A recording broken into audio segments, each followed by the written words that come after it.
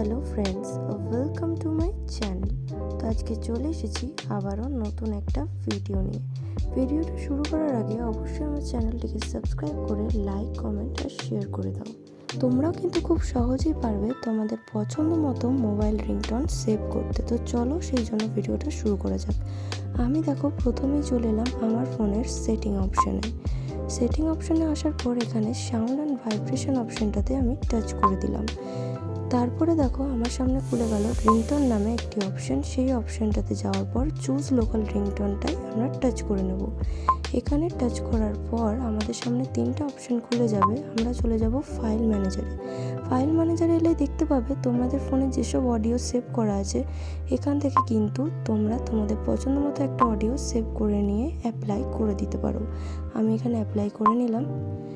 এখানে কিন্তু তোমরা তোমাদের যে সিমে ফোন আসে সেই সিম নাম্বারটিতে কিন্তু অ্যাপ্লাই করে নেবে। অ্যাপ্লাই করে নেওয়ার পর দেখো অ্যাপ্লাইড সাকসেসফুলি দেখাচ্ছে।